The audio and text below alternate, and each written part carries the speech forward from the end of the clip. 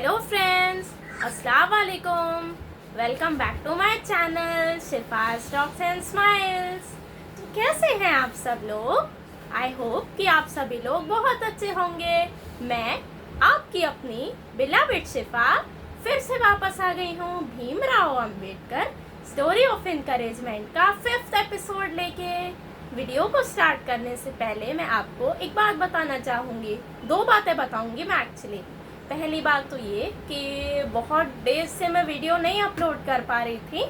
मैं इसलिए अपलोड नहीं कर पा रही थी बिकॉज़ मेरी फैमिली में एक बहुत बड़ी इमरजेंसी हो गई थी जो कि मैं आप सबके साथ शेयर नहीं कर सकती, तो इसलिए वीडियो डालने में डिले हो गया। उसके लिए आई एम सॉरी। एंड दूसरी बात मैं आप लोगों को बताना चाहूँगी कि मेरे प्यारे फ्रेंड्स को मेरी साइड से a very very happy friendship day. I hope कि आज आप लोगों के जितने भी फ्रेंड्स हैं आप सब उनके साथ अपनी फ्रेंडशिप और बॉन्डिंग ज़रूर बढ़ाएं। चलिए अब हम लोग Bhimrao Ambedkar story of encouragement का 5th एपिसोड स्टार्ट करते हैं। लास्ट एपिसोड में मैंने आप लोगों को बताया था कि कैसे भीमराव और उनके भाइयों को क्लास में बैठना नहीं मिल रहा था, कैसे मैथ्स के टीचर ने उनको क्लास से बाहर पढ़ने के लिए बोला था।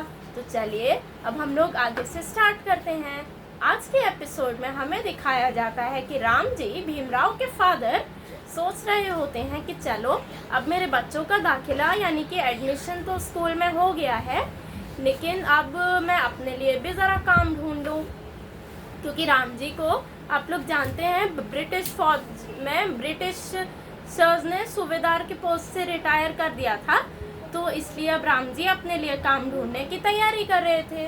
तभी मीराबाई भीमराव की बुआ उनसे पूछती हैं कि भैया जिस स्कूल में भीमराव, बालाराव और आनंद राव पढ़ते हैं वो स्कूल कैसा है? तो राम जी बताते हैं कि ये कोई पूछने की बात है, वो स्कूल तो बहुत ज़्यादा अच्छा है और भीमराव हमारा बहुत खुश है। तो भीमाबाई कहती है कि हाँ हाँ, भीमराव तो बहुत ही खुश हो गया होगा ना स्कूल देख के। तो राम जी कहते हैं कि हाँ, जैसे वो स्कूल में पहुंचा वो तो बहुत ही ज़्यादा खुश हो गया था। तो तभी क्या होता है कि भीमराव और आनंद रोते हुए स्कूल से घर आते हैं। अब राम जी उन दोनों को देख के बोलते हैं कि अरे तुम लोग इतनी जल्दी कैसे आ गए, स्कूल से छुट्टी जल्दी मिल गई क्या? तो भीमराव कहते हैं गुस्से में, रोते हुए बोलते हैं कि बाबा मुझे उस स्कूल में नहीं पढ़ना, मैं कल से नहीं जाऊंगा। तो राम जी पूछते हैं कि क्यों, क्या हुआ? तो भीमराव के साथ जो स्कूल में हुआ वो राम जी को बताते हैं। वो ये बताते हैं कि जब गुरुजी ने मुझे और बाला भैया और आनंद को बाहर बैठ के पढ़ने के लिए बोला, क्यों बोला? हमारी तो कोई गलती भी नहीं थी, और जब हमने बोला कि हमें क्लास के अंदर ही बैठ के पढ़ाई करनी है तो गुरुजी ने डांटा कि तुम्हें कौन सा मतलब पढ़ लिख के बहुत बड़ा बैरिस्टर बनना है। तो इतने में भीमराव बहुत ज़्यादा रोने लगते हैं, इमोशनल हो जाते हैं। तो उनकी मदर भीमाबाई उनको गले लगा के चुप कराते हुए बोलती है कि चुप हो जाओ, रोते नहीं हैं। तो अब राम जी को यहाँ गुस्सा आ जाता है। आनंद भी बोलते हैं कि हाँ बाबा, भीम सही कह रहा है, हमें उस स्कूल में नहीं पढ़ना, हमें वहाँ ढंग से हमारे साथ ठीक से बिहेव नहीं किया जाता। तो अब राम जी गुस्से में बोलते हैं कि तुम लोग स्कूल नहीं छोड़ोगे, समझे? तो इतने में रोते हुए भीमराव पूछते हैं कि तो क्या करें, कैसे पढ़ाई करें? तो राम जी कहते हैं कि बेटा लड़ के पढ़ो, यानी कि पढ़ाई करने, अगर तुम्हें पढ़ना है तो अपने हक के लिए आवाज़ उठाओ। राम जी ये भी कहते हैं कि अगर तुम लोग हक के लिए अपने आवाज़ नहीं उठाओगे तो भगौड़े कहलाओगे, यानी कि लोगों को ये लगेगा कि अरे तुम तो जिम्मेदारियों से भाग रहे हो। आगे राम जी कहते हैं कि कल से तुम्हें इस बात की फाइट करनी है, लड़ाई लड़नी है कि कैसे तुम्हें कक्षा के अंदर बैठकर पढ़ना है, बाहर बैठकर नहीं। तो भीमराव कहते हैं कि ठीक है बाबा, कल से चाहे कुछ भी हो जाए हम लोग कक्षा के अंदर बैठकर ही पढ़ाई करेंगे। तो अब इतने में बाला भी लौट के आ जाते हैं। बाला को आने में थोड़ी देर हो जाती है। तो राम जी पूछते हैं बाला को कि तुम कहाँ थे? तो बाला कहते हैं कि बाबा वो मुझे आने में थोड़ी देर हो गई, लेकिन भीम सही कह रहा है, वहाँ मतलब किसी ने भी हमें स्कूल में पढ़ने नहीं दिया और कुछ भी हम लोगों को समझ में नहीं आ रहा था।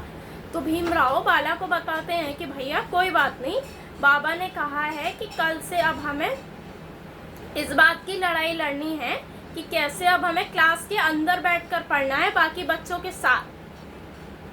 तो अब इतने में रात हो जाती है। अब रात में आनंद क्या करते हैं, यहाँ का एक थोड़ा सा फनी पार्ट है, मैं आप लोगों को बताती हूँ। रात में क्या होता है कि आनंद, भीमराव और बाला ये लोग बाहर बैठे होते हैं गार्डन में। तो आनंद क्या करते हैं कि रात में स्टार्स गिनने लगते हैं, तारे गिनने लगते हैं। तो बाला भैया कहते हैं कि आनंद क्या हो गया है, तारे क्यों गिन रहे हो, ये गिनती कभी भी ख़त्म थोड़ी होती है। तो वो दोनों, बाला और आनंद, भीमराव को देखते हैं कि वो बहुत ज़्यादा गहरी सोच में है। तो बाला पूछते हैं कि भीम क्या सोच रहे हो। तो आनंद भी वही क्वेश्चन रिपीट करते हैं कि हाँ भीम तुम क्या सोच रहे हो। तो भीमराव कहते हैं कि बाला भैया, आनंद भैया, मैं ये सोच रहा हूँ कि कैसे कल क्लास के अंदर जाके पढ़ाई करनी है। तो आनंद कहते हैं कि ठीक है, जब तुम्हें क्लास के अंदर बैठने का कोई तरीका मिल जाए, अंदर बैठ के पढ़ने का, तो मुझे बता देना, जब तक मैं तारे गिन लेता हूँ। फिर से आनंद तारे गिनने लगते हैं। अब हमें अगली सुबह का दिखाया जाता है। अब अगली सुबह क्या होता है, चाय वाला मंगेश और एक हाई कास्ट अंकल, ये दो लोग बात कर रहे होते हैं भीमराव और उनकी फैमिली के बारे में। वो ये बात कर रहे होते हैं कि अरे ये भीमराव और उनकी पूरी फैमिली यहाँ रहने आई है, तो ये राम जी जो है वो अपने बच्चों को क्यों पढ़ा रहे हैं। तो मंगेश कहते हैं कि पता नहीं क्यों पढ़ा रहे हैं, अब ये लोग जो है ना, इन लोगों को तो हमारी सेवा करने के लिए बनाया गया है, नीची जाति के लोग हैं ये लोग। तो क्या अब ये लोग जो है ना सतारा को भी गंदा कर देंगे, ये लोग कोई जगह साफ छोड़ेंगे भी कि नहीं छोड़ेंगे। ये लोग बोलते हैं कि अगर कल को इन लोगों ने अपनी पढ़ाई कर ली तो जो है ना ये लोग फिर हमारे सर पे बैठेंगे। तो पंडित जी एक खड़े होते हैं, एक पंडित जी आ जाते हैं वहीं बीच में। तो ये बोलते हैं पंडित जी कि हाँ, अगर ये लोग पढ़ लिए ना तो ये तो अनर्थ हो जाएगा, बहुत बुरा हो जाएगा। तो तभी राम जी के दोस्त पुरंजन, जिन्होंने राम जी को घर दिखाया था, मैंने आपको बताया था, तो वहाँ से गुजर रहे होते हैं उसी रास्ते से। तो ये लोग जो है ना पुरंजन को रोक लेते हैं। पुरंजन को ये लोग पूछते हैं कि अरे कहाँ जा रहा है तू, इतनी जल्दी में क्यों है। तो पुरंजन कहते हैं कि मुझे काम से जाना है, बताओ क्या हो गया। तो मंगेश पूछते हैं पुरंजन से कि तुम्हारी मतलब बिरादरी में, तुम्हारी लोकेलिटी में कितने लोग पढ़े लिखे हैं। तो पुरंजन बोलते हैं कि बहुत कम लोग पढ़े लिखे हैं, या कह सकते हैं कि ना के बराबर लोग वहाँ पढ़े लिखे हैं, है ही नहीं पढ़े लिखे। तो इतने में मंगेश गुस्से में बोलते हैं कि अच्छा कम पढ़े लिखे हैं ना, तो तू अपने दोस्त को, राम जी को समझाना कि वो जो है ना अपने बच्चों को स्कूल ना ले जाए, क्योंकि अगर वरना हम लोगों का दिमाग ख़राब हो गया ना, मतलब राम जी के बच्चों के स्कूल जाने पे अगर हम लोगों को गुस्सा आ गया ना, तो पुरंजन को वो लोग धमकी देते हैं कि वरना तुम्हें पता है हम तुम्हारा क्या हाल करेंगे। तो वो लोग फिर वहाँ से चले जाते हैं। पुरंजन, राम जी भी वहीं से गुजर रहे होते हैं काम ढूंढने के लिए, और भीमराव, बाला और आनंद भी वहीं रहते हैं, स्कूल क्योंकि उन्हें जाना होता है। तो राम जी को बोलते हैं पुरंजन के, राम जी ये लोग तो जो है ना बहुत गुस्से में हैं, अभी मैं सामने से गुजर रहा था तो ये लोग ये कह रहे थे कि तुम जो हो ना अपने बच्चों को स्कूल मत भेजो, इन लोगों को ये बात अच्छी नहीं लग रही। तो राम जी बोलते हैं कि ये लोग ऐसा लेकिन कर क्यों रहे हैं। तो पुरंजन बोलते हैं कि ये लोग नहीं चाहते कि हमारे बच्चे पढ़े। तो राम जी कहते हैं कि इनके कहने पे क्या अब मैं जो हूँ ना, मतलब पढ़ाई अपने बच्चों की बंद करा दूँ। तो पुरंजन बोलते हैं कि नहीं नहीं, मैं कभी नहीं बोलूँगा कि इनके कहने पे तुम अपने बच्चों की पढ़ाई बंद करा दो। इतने में वो इमोशनल हो जाते हैं पुरंजन, ये कहते हुए कि जो है ना तुम बल्कि अपने बच्चों को पढ़ाओ। वो बोलते हैं पुरंजन कि पता है मैं अपने बच्चों को स्कूल क्यों नहीं भेजता, इसलिए नहीं भेजता कि मैं बहुत घबराता था कि पता नहीं ये लोग मेरे बच्चों के साथ भी क्या करेंगे, क्योंकि पुरंजन, राम जी, इन लोगों की पूरी कम्युनिटी, फ्रेंड्स, ये सारे लोग लोअर कास्ट के थे, इन सबको अनटचेबल माना जाता है। तो अब इतने में क्या होता है कि हाई कास्ट लोग जो है ना पानी रोड पे फेंक रहे होते हैं क्योंकि वो पानी जो है ना शायद उसमें कीड़े पड़ गए थे या वो पानी गंदा हो गया था, तो भीमराव बीच में आ जाते हैं, तो पानी वो लोग फेंक देते हैं, तो भीमराव के कपड़े गीले हो जाते हैं उस पानी से। तो राम जी कहते हैं कि क्या बदतमीजी है। तो मंगेश कहते हैं कि पानी में जो है ना कीड़ा पड़ गया था, तो इसलिए पानी फेंकना पड़ा। अब तुम्हारा बच्चा बीच में आ गया तो मैं क्या करूँ इसमें। तो अब जो है ना ये हाई कास्ट लोग रोड की सफाई कर रहे होते हैं, क्योंकि कीचड़ वाला पानी गिर जाता है, तो गलती से राम जी का जो लेग है, पैर, वो उनके पोछे पे पड़ जाता है। तो ये लोग गुस्सा हो जाते हैं कि हाँ, इसने तो सारा पोछा, हमने इतनी मेहनत से लगाया था, इसने सारा पोछा खराब कर दिया। तो वो लोग राम जी को मारने के लिए उठते हैं डंडा लेके। तो राम जी को इतने में गुस्सा आ जाता है। राम जी कहते हैं कि देखो, रिटायर्ड फौज में जो है ना मैं सूबेदार रहा हूँ, दोबारा से अगर तुमने मेरे बच्चों के साथ बदतमीजी की, पुलिस कप्तान से मैं तुम्हारी शिकायत कर दूंगा। मैं कुछ बोल नहीं रहा हूँ, तो इसका ये मतलब नहीं है कि जो तुम लोग जो है ना जो चाहोगे मेरे बच्चों के साथ करोगे। तो इतने में वो सारे हाई कास्ट लोग, मंगेश, वो हाई कास्ट अंकल और वो पंडित जी डंडा नीचे फेंक देते हैं। तो इतने में भीमराव बोलते हैं कि बाबा अब चलिए, हमें स्कूल के लिए बहुत देर हो रहा है। तो राम जी उन्हें स्कूल छोड़ने जाने से पहले कहते हैं कि बेटा, कभी कभी अन्याय से लड़ने के लिए ना हमें अपनी आवाज़ उठानी पड़ती है हक के लिए।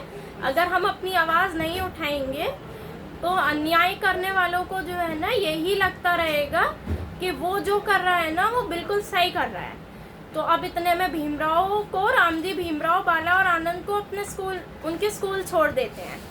तो अब क्या होता है कि आनंद बोलते हैं कि भीम, आज भी तुमने कोई तरीका सोचा हमें क्लास में कैसे अंदर बैठ के पढ़ना है, या आज भी उस दिन जैसा क्लास के बाहर खिड़की के पास रह के खड़े होके पढ़ाई करनी पड़ेगी। तो बाला कहते हैं कि भीम, मैं अपनी कक्षा में जा रहा हूँ, जब अगर तुम्हें कोई तरीका मिल जाए पढ़ने का क्लास में तो बैठ के बताना, तो मुझे बताना। तो इतने में भीमराव अब क्लास में जाने की कोशिश करते हैं। अब भीमराव को वही सेम बच्चे मिल जाते हैं जिन लोगों ने मतलब फोर्थ एपिसोड में क्रिकेट खेलते टाइम भीमराव के साथ डिस्क्रिमिनेशन किया था। तो वो बच्चे बोलते हैं कि अरे अरे, तुम हमारे साथ नहीं बैठ सकते, यहाँ से जाओ। तो भीमराव क्या करते हैं कि क्लास के बाहर वो ज़मीन पे लेट जाते हैं। तो वो बाला और आनंद को कहते हैं कि तुम लोग भी लेट जाओ, अगर तुम लोग ज़मीन पे नहीं लेटोगे ना तो ये लोग ऐसे मानेंगे नहीं। तो अब क्या होता है, वो तीनों ज़मीन पे लेट जाते हैं। सारे बच्चे सोचते हैं हाई कास्ट कि अरे अरे, अब हम अंदर कैसे जाएंगे। तो एक बच्चा बोलता है कि डंडा लेकर आओ, अभी हम इसको जो है ना डंडे से मार के भगाने की कोशिश करेंगे। तो मारने के उसमें भीमराव कहते हैं कि मैं फिर भी नहीं उठूंगा। तो अब इतने में सारे बच्चे शोर करने लगते हैं कि अरे यार, ये यहाँ लेट गया, ये वो। तो होता क्या है कि अब इतने में स्कूल के प्रिंसिपल आ जाते हैं, जिन्होंने भीमराव और उनके भाइयों का एडमिशन स्कूल में कराने में मदद की थी राम जी की। तो वो प्रिंसिपल पूछते हैं कि ये क्या हो रहा है, तो ये कोई लेटने की जगह है। तो भीमराव बोलते हैं कि गुरुजी, ये लोग कह रहे हैं कि मैं बाहर जाके पढूं। तो फिर वो मैथ्स के टीचर की तरफ इशारा करते हैं कि जब इन गुरुजी से मैंने बोला कि बाहर मुझे जो है ना पढ़ाई करने से कुछ समझ नहीं आता, कुछ सुनाई नहीं देता, तो इन्होंने कहा कि तुम्हें कौन सा पढ़ लिख के बहुत बड़ा बैरिस्टर बनना है। तो इतने में अंबेडकर गुरुजी बोलते हैं कि सही तो कह रहा है ये बच्चा। यानी कि हमें फ्रेंड्स यहाँ से दिख जाता है कि कैसे अंबेडकर गुरुजी जो है भीमराव के लिए अफेक्शन दिखाने लगते हैं। तो वही प्रिंसिपल कहते हैं कि तुम अब से क्लास के अंदर बैठ के पढ़ोगे, लेकिन वो लोग भीमराव को सबसे पीछे बैठाते हैं। अब दूसरी तरफ हमें राम जी का दिखाते हैं, जो कि वो काम ढूंढने आए होते हैं, तो वो अपना रियल नाम नहीं बताते। आगे भीमराव के साथ क्या हुआ ये मैं आप लोगों को नेक्स्ट एपिसोड में बताऊंगी।